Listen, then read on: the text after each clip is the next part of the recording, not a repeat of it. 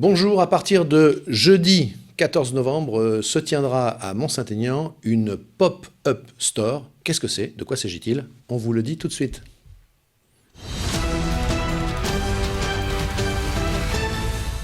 Bonjour, Bertrand Lecomte. Bonjour. Bonjour. Oui, j'ai souhaité vous avoir sur ce plateau de Push News à propos de cette pop-up store. Alors, on va le dire en français, ça sera plus compréhensible et puis on va tout expliquer. Parce que j'avais envie d'avoir avec vous une discussion sur la vente en ligne, la vente par Internet, parce que votre histoire bouscule peut-être certaines idées reçues. Alors, tout d'abord, j'ai dit qu'à partir de jeudi 14, vendredi 15 et samedi 16 avait lieu cette pop-up store. On peut traduire en français par vente éphémère. Expliquez-nous ce que c'est qu'une vente éphémère, puis juste après, on va parler de vos produits. Une vente éphémère, finalement, c'est de profiter d'un local pendant une courte durée pour proposer ses produits. Donc nous, entre autres, c'est du mobilier, de la décoration. Alors la boutique pop-up, c'est un peu comme sur les sites internet. Hop, ce sont des petits messages qui arrivent. La boutique, elle s'ouvre et puis elle est 3 jours, elle existe et puis ensuite elle disparaît. Exactement. Oui. Alors votre histoire, vous avez 29 ans et vous êtes un jeune entrepreneur, encore on peut le dire, moins de 30 ans. Et juste après votre BTS management, vous avez tout de suite créé votre entreprise à l'âge de 21 ans et vous avez décidé de vendre des meubles sur Internet. Drôle d'idée. De vendre, oui, c'était pas une drôle d'idée. Non, pas de vente sur Internet. C'est pour vous teaser un peu. Non, mais de vendre des meubles, on pourrait imaginer qu'à 21 ans, on a envie de vendre plein d'autres choses. Pourquoi des meubles? Alors, c'est par rapport à mon père, finalement, qui est dans la décoration. J'ai été baigné dedans depuis tout petit. Et du coup, c'est une passion, finalement, depuis très longtemps. Et dans un premier temps, j'ai voulu développer la partie plus pour le particulier. Oui. Mais parlez-moi de votre passion. Votre passion, c'est l'objet, la déco, le fait de garnir un intérieur. Expliquez-moi. C'est ça, c'est le côté, finalement, le design, c'est le dessin d'une création, c'est tout cet ensemble, finalement, qui on voit qui les images, là, m'intéresse. pendant qu'on est en train de discuter, on voit les images. Et où vous fournissez-vous? Parce que ce n'est pas vous qui fournissez les meubles. Hein, vous êtes un peu Un distributeur. Un distributeur, Oui. en fait, un distributeur numérique. Où vous fournissez-vous? Ces images qu'on voit, elles viennent d'où? Quels sont ces fabricants? Alors, les fabricants sont principalement italiens, belges, espagnols et aussi un petit peu portugais maintenant. Comment vous les avez sélectionnés? Alors, c'est à travers les salons. Le salon Maison Objet, par exemple, le salon italien à Milan, le salon de Cologne, en Allemagne. Et l'idée, c'est d'aller piocher, finalement, plein d'entreprises qui proposent donc des fabricants qui proposent des produits qui sont un peu originaux et qui sont tendance. Alors, juste à la fin de notre échange, on donnera l'adresse, pour ceux que ça intéresse d'aller voir ce qu'est une pop-up store, une boutique éphémère.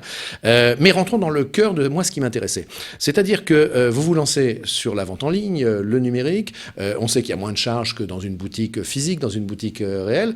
Et alors, on vous demande si ça marche, vous dites oui. D'ailleurs, votre taux de croissance, il est fort. Vous êtes à plus 50% de croissance en 2018, l'année dernière. Oui, c'est ça. Donc, ça marche bien. Ça marche bien. Ça marche bien. Et pourtant... Et voilà, on arrive au sujet de mon intérêt. Et pourtant, alors que vous dites je ne suis pas prêt à avoir des boutiques réelles parce que c'est lourd et je ne suis pas sûr que ça générerait beaucoup de profit dans mes comptes, mais vous allez quand même à la rencontre du consommateur.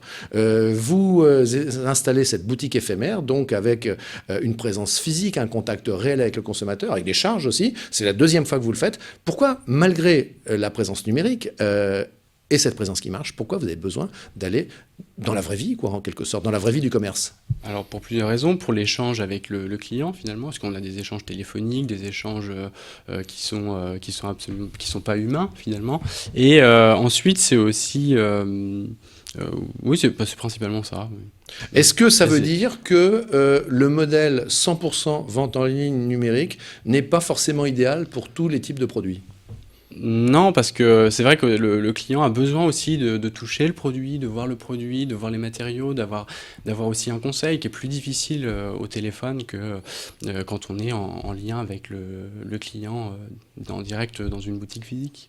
Et ça veut dire que ce principe de vente éphémère, je le rappelle, une boutique pendant 3 jours, peut se renouveler ou peut se développer concernant votre courant d'affaires? Alors l'idée, oui, c'est de le développer, et c'est de le développer dans d'autres villes dans lesquelles on n'est pas implanté. Alors peut-être de faire une pop-up store sur Paris, là où on a une grosse part de notre clientèle. Région parisienne, Strasbourg, des grosses villes aussi, comme Strasbourg, Lille, Lyon, ou Marseille.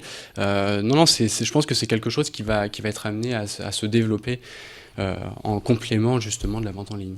On n'entend pas beaucoup parler de ces boutiques éphémères, même s'il y en a ici ou là quelques-unes. Est-ce que vous pensez que ce concept qui consiste à aller vers le client de manière physique, est-ce que vous pensez que d'autres marques, d'autres lignes de produits sur Internet qui sont exclusives en vente numérique peuvent aussi trouver un intérêt à aller vers la vente réelle sous forme de boutiques éphémères ? Oui, tout à fait. Et ça nous l'a montré. On l'a vu par exemple sur Paris. Il y a plus d'exemples. Là, ça commence à venir un petit peu dans nos villes des villes comme Rouen, mais je pense que ça a sa place. Alors pour finir, comment on fait ?